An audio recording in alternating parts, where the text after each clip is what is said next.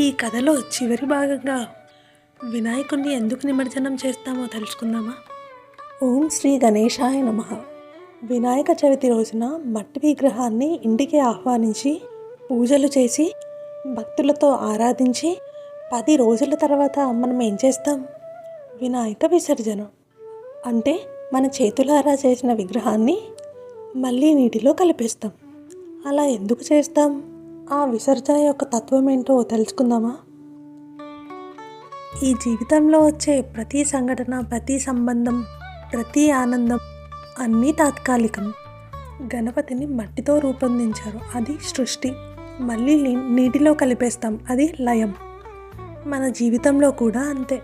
ఒకరోజు ఈ శరీరం మట్టిలో కలవాల్సిందే, కానీ మనం అందులో పొందిన భక్తి, జ్ఞానం, విశ్వాసం ఇవి మాత్రం శాశ్వతంగా మన హృదయాల్లో నిలిచిపోతాయి. ఈ విసర్జనతో మమకారాన్ని, బంధాన్ని నీటిలో కలిపేస్తాం. పోయేది గణేశుని రూపమే, కానీ మిగిలేది ఆయన తత్వం. అప్పటి నుంచి ఇప్పటిదాకా మన ప్రతి శుభకార్యానికి గణపతిని ఆహ్వానిస్తాము.